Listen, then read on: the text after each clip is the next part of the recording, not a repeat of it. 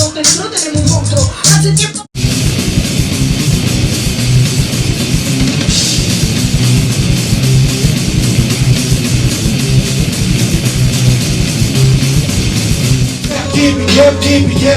Yo, siente que hip hop is no.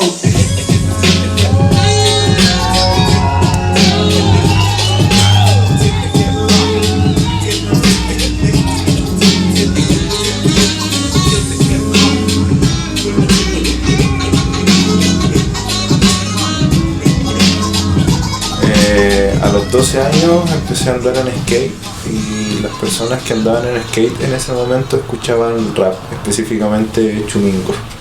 Y él fue una de las primeras personas que me mostró música de rap y me di cuenta que efectivamente tenía un mensaje y un sonido que me identificaba mucho. En un principio,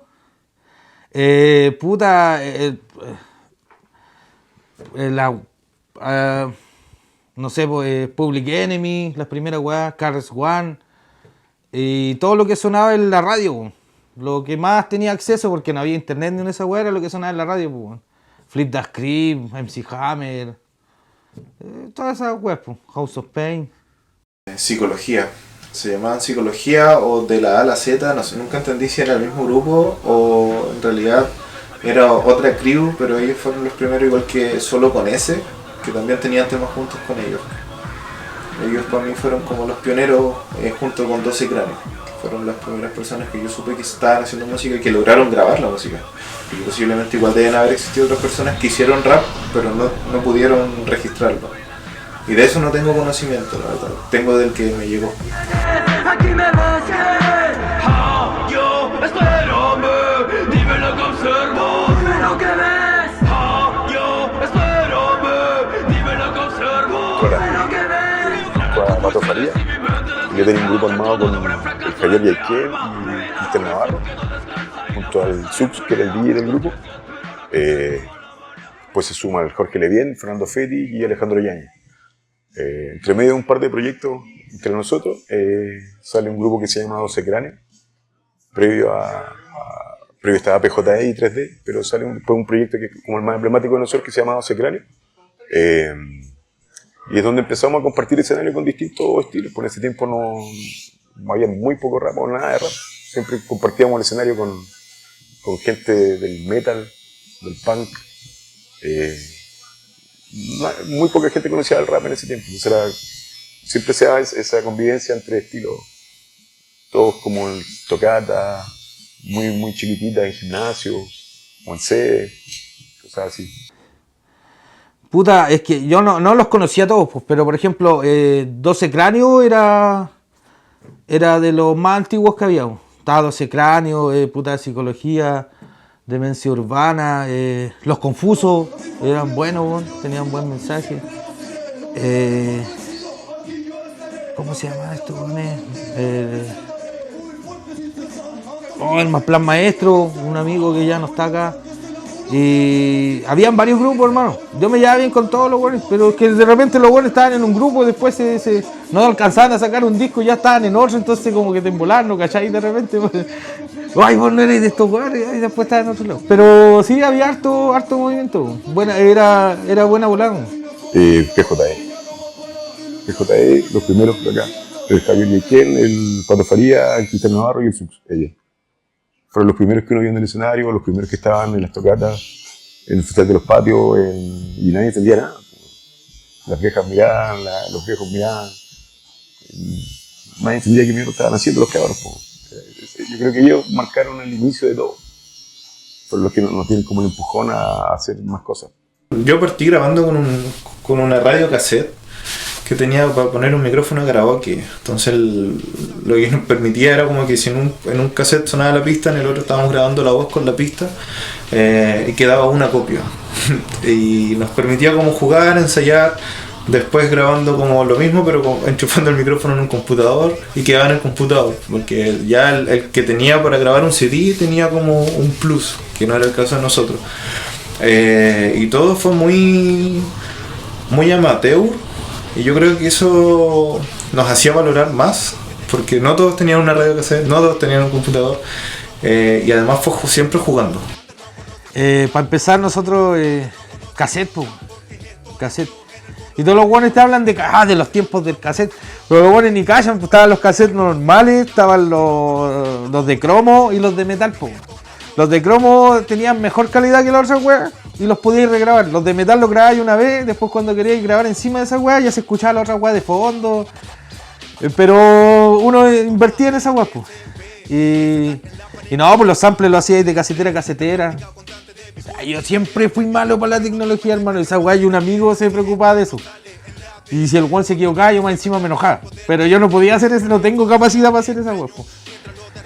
Los micrófonos, unas weas pajeras que venían en los equipos Sony, weón. De repente para darle un efecto le ponía ahí un cono de esas weas de toalla nova. Y como que ya sonaba como encapsulado. Pura wea así, pues. Tenías que inventártela, weón. Puta, y después empezaron a salir los primeros programas. Raro encontrar un weón con computador, micrófono, y después se cachaba que no cualquier micrófono. Y después fue evolucionando y avanzando la wea, pues. A veces es bueno y a veces no, porque igual de repente, si hay algo que yo valoro harto, es cuando los hueones, no sé, en ese tiempo, como cuando te digo en cassette, tú escuchabas una producción y sonaba como el pico. Pero si tú lo escuchabas en vivo, el hueón sonaba más brígido que en la producción, pues. Ahora es al revés, pues, no con todos, pero de repente vaya una tocata, weón. Y escucháis un hueón y suena como la callampa, pero tú escuchaste el disco del hueón y el loco es de otro planeta, ¿cachai? De repente mucha tecnología afecta al producto. Pues para hacer pistas, para hacer instrumentales, ya tenemos que samplear con cassette. De repente, cuando ya salieron los compas, que era como un poquito más fácil, pero era como raro. ¿Sí? Yo creo que mucho del movimiento que hay hoy día no hubiese sido posible sin la ayuda del Instituto Nacional de la Juventud en ese tiempo, el amigo Pocho, que nadie puede decir que no le dio una mano, ¿cachai? Porque se metió hasta el hombro, ¿cachai? Para darnos espacio y cabida en todo lo que había, siempre estaba Pocho, el Injup de ese tiempo, y yo creo que es parte fundamental del desarrollo de la música hip hop hoy acá en la región. Es que yo en algún momento empecé a trabajar en el Instituto de la Juventud y en ese tiempo el Instituto de la Juventud tenía una cosa que se llamaban como infocentros comunitarios, que en el fondo era como un cibercafé gratuito. Y en este cibercafé tú podías ir y podías como utilizar los computadores, imprimir cosas, y ahí generalmente era un nicho donde llegaba gente de repente como a producir música, a grabar con Fruity Loop, Cool Edit, o a imprimir afiches, o buscar donde poder gestionar como amplificación o espacio. Y en ese lugar habitaron y pasaron muchos proyectos que van como desde el hip hop principalmente, que era como lo que más concentraba gente en ese tiempo. Y posteriormente después trabajé como en una parte que se llama Laboratorio Multimedial, donde ahí había un espacio como con 4 iMac, donde tú también podías trabajar como contenido audiovisual. Entonces también llegaban gente que quería como hacer videoclip con sus cámaras Hi8, llegaban y podían trabajar en este laboratorio. Había una incipiente, sí, una incipiente escena, había muchos cabros que venían llegando del norte, otros que estaban conociendo el movimiento acá en la región, pero sí se estaba formando algo, había varios proyectos interesantes, grupos que después con el tiempo siguieron, otros que fueron quedando en el camino, pero sí, se estaba formando algo. Yo creo que se formaron los cimientos de todo lo que hay hoy en día. 12 Cráneos porque fueron los primeros que registraron, y también en videoclip, que era algo que no era común a ese tiempo. Demencia Urbana generó, yo creo que fue uno de los primeros grupos que generó tanta concurrencia. O sea, era un grupo que llenaba los espacios y que la gente se sabía los temas, porque también fue un grupo que logró registrar. Yo destacaría posiblemente eso, también Mística Sagrada, que es un grupo de mujeres, que eran, si no me equivoco, 3, que después de eso no recuerdo que hayan existido tantos grupos de mujeres, así como que se hayan mantenido como a lo largo del tiempo, y las chicas estuvieron harto rato rapeando. El sector intermedio, tal vez, que sería como mi generación, creo que la Venus, que aparte de lo que rapeaba, creo que es lo que simboliza a la Venus, porque era alguien que era muy pobla, pero nunca tuvo ese sesgo discriminatorio con gente que no lo sea, que quisiera entrar en el hip hop. Era alguien que siempre quiso unir el hip hop.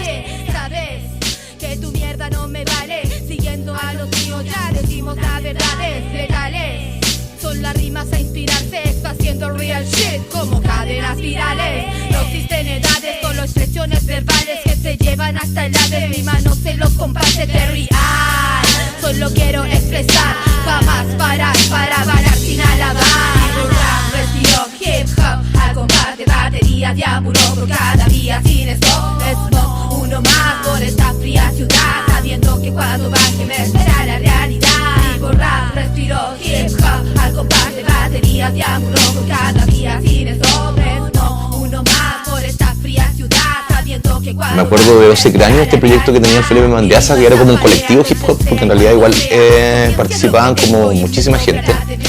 Ellos también estaban como constantemente haciendo tocatas, y cada vez aparecían más y más bandas de hip hop. Fue como un boom de música hip hop, sobre todo porque además el acceso a herramientas como de poder crear tus propias bases a partir de programas de computador, eso también como que fue de cierta forma generando una especie de democratizar el acceso a la creación musical. 12 Cráneos eran buenos, eso hablaban harto de la región, ¿cachai? Más educadito y todo lo de los cabros de demencia urbana, psicología, el globo ahí, Tinta Roja también eran buenos. Puta, y me carga hablar de grupos porque siempre se me olvidan grupos, hermano. Porque depende cómo hagáis la pregunta y las weas que hayas vivido en el momento te voy a hablar. A mí me gustaba mucho Rolando Cárdenas para escribir, me inspiraba mucho en Rolando Cárdenas, uno de los pocos poetas líricos que hay. Y Loco Magallánico, ¿cachai? Es re poco conocido y para mí es mucho mejor que un montón de escritores contemporáneos a él, ¿cachai? Y habla mucho de su tierra, el arraigo, el apego, el clima, cómo juega en la psicología para el comportamiento del ser. Sí, me acuerdo que 12 Cráneos en algún momento armaron un videoclip dirigido por Patricio Riquelme, reconocido cineasta magallánico de larga trayectoria, que en algún momento decidió como armar este videoclip con ellos y podríamos decir que fue la primera vez que vimos como un video en formato así profesional de hip hop y que sale como recorriendo las calles. De pensamiento, ocupación, punta arena, suelo, siempre bloque, pelotón y humo pipistero retomando el callejón. La metralleta verbal entra en acción. Dejen cancha que atacantes, barra garganta, mata mujeres, todo crudo en batalla. No quiero que te rinda, que no tire la toalla. Nunca ha sido bueno si se trata de tirar talla. A la hora de la playa, ay, vaya, vaya. Mira el 6 no para, mira que el 6 no calla. Aprieta lo que te llegue, te veo haciendo caca. Matando un gises y consolida esta armada. En esta nueva producción me siento muy potente, entrando al frente, mostrando cultura desde el lado oriente. Santiago, Punta Arenas. No es una película, ni una toma, ni una escena, ni tampoco una beca que retorna su colmena bien amena. No hay pereza, me voy en esa que te gusta y asusta. La conducta de un reo en una cuca por culpa de actos prohibidos o hechos por un alma desalmada que no pensó su víctima esa noche, esa mañana. Madrugada en vela esperando una respuesta a las dudas asaltadas y encontradas. Sistema qui, in questa caseta, per prima volta la verbal metralleta. Tutto presto para llegar a la meta. 3 de BJE siguen en la retreta. Magallanes, mantente alerta, que el robusto ritmo del cuello te aprieta. Junto a Set, basta, 12 Cráneos, que representa. Ritmo contagioso, tono de noche ni samba. Manos arriba porque esto es una saga. Autoría limitada, estilo que te espanta. Igual que patañade, hay mucho que se chanta. Ritmo refrescante como una bebida fanta. El pequeño set como esa patita casta, como esa patita casta. Examino patrones y esa publicasta hasta que percibo el que interpreta aquí. Es el más basta con decir unas palabras cortas y precisas para darse cuenta de lo que el ser vivo está hecho y creado para yo forjar un mañana adelantado. Ya, eso es espíritu. ¿Cuánto mono suelto en la calle? La respuesta en el viento helado. Ah, aquí nos tienes. Escucha esto. Atento para iniciarte. Ya terminamos el croquetén, si escuchaste bien. Atentos principiantes, prepárense a crecer, teniendo lo necesario para poder ejercer. Peninsulares, rebujitos plagados del saber. Del frío ardiente, me considero residente junto a Santiago que alzando copas por mi gente, por mi gente. 12 Cráneos, monje, acepta fiesta patria, hora de disfrutar papá. No me hablando lo que se paga en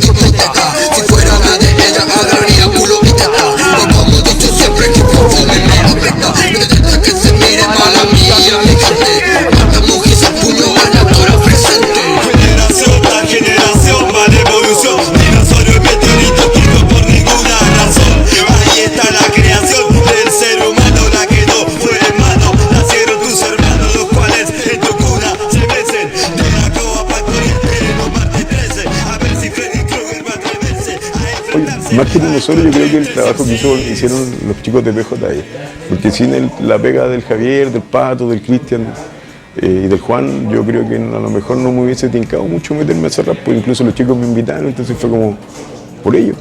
Y pucha, si alguien dice que no, 12 Cráneos como que me inspiró, puta, bacán, pero como que, no sé, igual hay como un lapso temporal donde muchos de nosotros no estuvimos acá y cuando regresamos había mucho rap, entonces yo no sé si algo de lo que yo habré hecho como que sirvió para eso, pero sí hay muchos grupos que estuvieron como saliendo a la parte cuando nosotros teníamos 12 años que sí hicieron mucho, sí estuvieron presentes en muchas cosas. Que el rap de la región suena oscuro, tiene esa característica que está tal vez muy vinculado a lo frío que es este sector, y en sí en Chile, al sur de Chile hay una escuela de mucho rap hardcore, y yo creo que eso se nota mucho acá, que son las primeras influencias, pero también lo vinculo a otra cosa. Acá Punta Arenas llegaba una revista que se llama Hip Hop Nation, que llegaba a los kioscos, y esa revista era española, y España tiene una escuela de mucho rap hardcore. Asimismo en el graffiti de España hay muchas escuelas de wall style, y el graffiti que se empezó a hacer en Punta Arenas era muy vinculado a seguir esa escuela. Entonces yo creo que en sí esa revista influyó mucho para que el hardcore desde el rap se asentara muy fuerte. Y yo creo que eso todavía ha ido perdurando como de generaciones. De hecho por eso como que acá en el sur está muy arraigado como el rap hardcore, rap under, como que ese discurso está muy, muy firme. Creo que eso es algo que caracteriza también a la zona, dejando de lado cuando se dice propiamente rap magallánico como consigna, pensando solamente en el sonido. Parte de la composición es el clima, pues. O sea, nosotros cuando tú escribes algo en la casa siempre está oscuro, por el invierno, o donde estáis siempre hay como mucho calor por el tema de la calefacción, es como muy raro, no sé, hay harto que influye en que las composiciones de rap sean como muy específicas de Magallanes. De hecho nosotros ocupamos harto sampleo de Taller Altura, ¿cachai? Yo me acuerdo de haber escuchado unas voces, no sé, pues de Cocho Cárcamo, y nosotros estamos con una volada súper como regionalista, igual en 12 Cráneos. 12 Cráneos era como el pensamiento de la 12ª región como una región independiente, era una volada muy, no sé, que en ese tiempo era como muy regionalista todo en realidad, sí. El Patagónico era una weá que juntaba toda la cultura de hip hop, ¿cachai? Los breakers, grafiteros, era todo, y lo hacían en el Fiscal, y lo hicieron como 3 o 4 años seguidos. ¿Sí? ¿Festival? Sí, era como un festival, pero solo de eso. Igual los guanes huellaron caleta con la Moon y todo y lograron hacerlo. En primer lugar, los patagónicos de hip hop que se hacían antes, porque era un encuentro que unía a toda la comunidad hip hop de la región y que tenía todos los elementos del hip hop como tal. Tenía break, tenía graffiti, tenía DJ, tenía MCs. Y era el panorama de Veranov en particular. Y aparte que, igual por ejemplo en la categoría de MCs, evaluaban el contenido de la letra, evaluaban la puesta en escena, era como que algo que te exigía más allá de solamente tener un tema grabado y presentarlo, sino que era un espacio de en sí de competencia, pero era un espacio de mucho compartir y vivir hip hop en ese momento. Y si lo llevo a lo actual, creo que el último Patagónico logró mucho de eso. Trajo ese recuerdo y trajo mucha gente de afuera también, que es algo que posiblemente los patagónicos anteriores no se había visto, pero sí se logró ver esa unión de la comunidad hip hop, tal vez más enfocado en lo que es el breaking, pero sí trajo un poco de ese recuerdo en particular. Creo que tal vez faltaron los otros elementos o ver cómo se podía incluir ahí, pero también el encuentro bajo cero que hace el Seige, el Colamoro y los compas del graffiti también trae ese recuerdo. Yo creo que todos los eventos que congregan a la gente que estamos repartidos, cada uno haciendo sus cosas como desde su trinchera, son eventos icónicos en particular. Más allá de cuando traen un gran MC, un gran grupo, que también es súper importante, como sentido de comunidad hip hop local, yo creo que esos son los espacios más importantes y más que destacaríamos. Han pasado los años, hace poco estuvimos en la conmemoración, en la celebración de los 50 años del hip hop, y a mí me impresionó la cantidad de jóvenes y de gente que era como de otra generación que iba a celebrar los 50 años del hip hop. Es interesante porque es algo que partió desde ¿cómo decirlo? desde la no pertenencia, po, desde el que no te dejaban estar en, no sé, po, en fiesta y cosas así, a formar tu propia fiesta, po, hacer tu propia música, hacer tus propias juntas, como la fiesta en los barrios, y que eso después se fue transformando y fue mutando en, no sé, po, donde se los breakdance, salieron los MCs, DJs, después se terminó uniendo el graffiti, y que todo eso por distintas vías llegó hasta acá. O sea, muchos dicen, no sé, pues, el fin del mundo. Para mí esto es el principio del mundo, pues si de aquí se descubrió América, pues, ¿cachai? El mapa siempre nos lo han puesto al revés, pero puta, da la vuelta tú, pues, ¿cachai? Es interesante ver o tratar de analizar cómo llegó todo eso para acá. Roberac, puta, tiene tremenda pega, pues, está haciendo tremenda pega. Hace unos meses atrás fue el lanzamiento de su disco, porque él tiene un montón de herramientas que nosotros no tuvimos, pues. O sea, de partida él tiene la pedagogía de un profesor, la estructura de un estudiante, de un estudiante, la rigurosidad de un profesional y el amor de un poeta. siempre trato de recalcarle sus cualidades cuando tenemos de repente nuestras conversaciones, porque encuentro que tiene una misión súper importante y es bacán uno desde lo pequeño que puede hacer, siempre darle como soporte, siempre dar esa palabra así como, bueno, está muy bonito lo que estás haciendo, muchas gracias por el evento que hiciste, puta, tu trabajo está muy bacán, el disco está muy lindo, la letra está muy bacán. Uno no tiene que ser egoísta, si tú ves que alguien está haciendo algo mejor que tú, puta, reconócelo, ¿cachai? Nosotros no tuvimos la oportunidad de sacar discos así como lo están sacando los chicos ahora. Y a mí me gusta que aparezcan discos por todos lados, hay locos que sacan 3, 4 discos en el año, no, es impresionante, ojalá hubiese sido así antes. Entonces a mí me gusta mucho el trabajo que tiene Roberto y como digo, tiene una responsabilidad muy grande, muy grande. Y yo creo que también es deber de todos nosotros ayudarlo a que él cumpla con esa responsabilidad. Ahora es más comunidad, ¿no? Ha madurado. Es que lo que pasa es que en comparación a antes no habían viejos. Todos los buenos y los más viejos raperos, bueno, tendrían 25 años, 24. Estaban en pañales en la cultura. Ahora podía encontrar, bueno, no sé, pues yo mismo, 41 años. Entonces los pendejos que van, no sé, 18 años, ya hay raperos de 40. Pues. Antes no había eso, pues. No había ni un buen que había caminado antes. Pues. Acá en Punta Arenas. Que lo sentía cercano y que de cierto modo se notaba que eran personas como común y corriente que se estaban atreviendo a generar un mensaje y hacer música por sus propios medios. Entonces eso te hace pensar de que tú igual puedes hacerlo. Creo que no existe esa restricción de cómo vas a comunicar, específicamente en algún formato de reglas o musicalmente podías hacer música sin saber de teoría musical, solamente jugando con la musicalidad innata del rapeo y de la sílaba. Yo creo que eso fue lo que me hizo sentido, junto con el hecho de que escuchaba mensajes en particular que me resonaron mucho en una época en la que como joven estaba buscando una orientación y estaba cuestionando muchas cosas y empecé a darme cuenta que había personas que estaban diciendo lo que yo quería pensar y lo decían de forma más clara. Nunca me había sentido como que podía, no sé, el típico cuando hay al colegio te hacen dibujar una weá pero te restringen, tiene márgenes y esa weá podría hacer otra weá. Podría ir rayar una pared, que cuando chico pescaba un lápiz rayar una weá y te sacar la chucha. Pues esa weá era bacana, o bailar de una forma que no era lo que veíais, lo típico cuando erais pendejos, tus tías haciendo los mismos pasos, culeados. Podía hacer otras weas distintas, eso me gustaba de la wea, que era algo nuevo, para mí. Te llama la atención hacer música. Tenemos un conservatorio acá en Lomac donde hay tremendos profes, como Tito Pérez. Tenemos, no sé, un montón de herramientas e instrumentos que te pueden ayudar a capitalizar todo lo que tú quieres hacer hoy en día. Y herramientas que antes nosotros no teníamos. En la era digital es todo mucho más rápido, todo mucho más espontáneo. Entonces ya no tenés que esperar un montón de meses para que te llegue una cinta o un vinilo. Está todo al alcance de un par de clics. Entonces, si tenéis las ganas, tenéis la intención y queréis tomarlo en serio, hazlo. Porque no pierdes absolutamente nada. Si tenéis las ganas de hacerlo, hazlo. Con respeto, con responsabilidad y con cariño. Y lo vayas a lograr. No importa. No importa que te escuche tu familia, tus amigos. Ya con eso lo lograste. El resto después pasa. Se escucha más gente bacán. Si no, puta, no sé. Quedaste con un trabajo físico hecho. ¿Quién tiene hoy en día un disco? Así bien trabajadito, bien bonito, que involucra a mucha gente. Hazlo. Si te gusta diseñarlo, dedícate a la música, listo. Dedícate a diseñar carátulas para las bandas, dedícate a diseñar tacos para los artistas. te gusta la fotografía, pero te gusta el tema musical, dedícate a hacer las sesiones de foto a los músicos.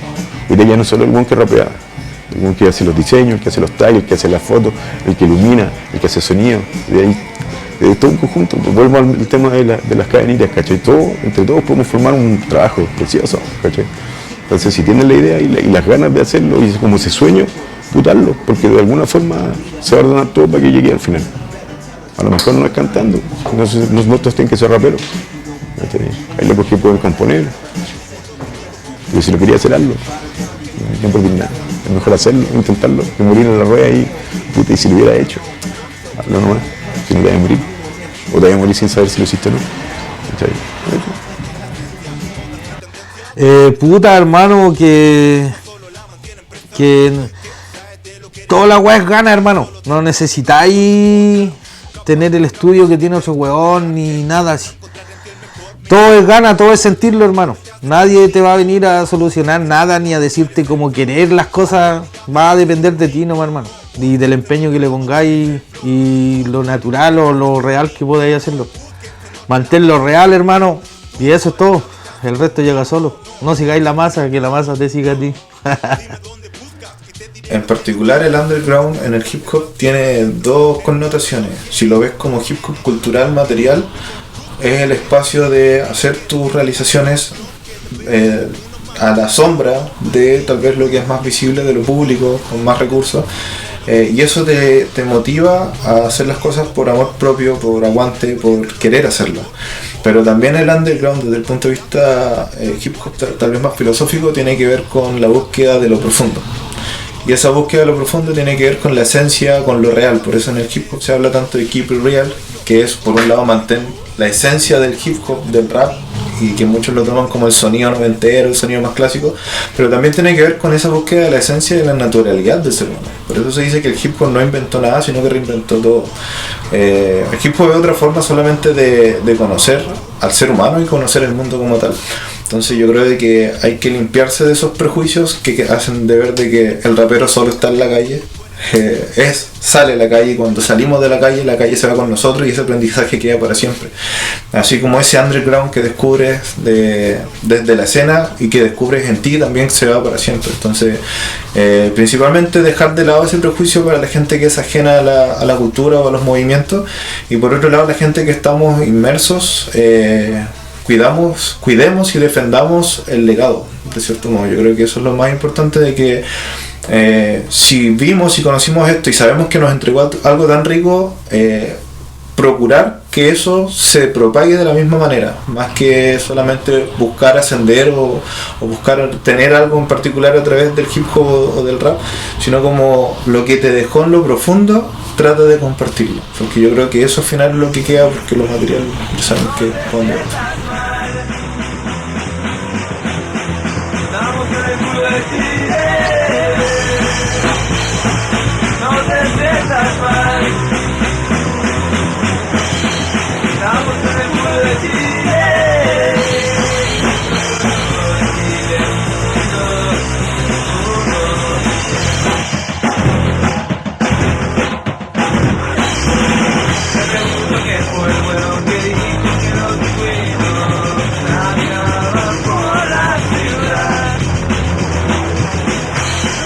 Favorito, nunca llegarán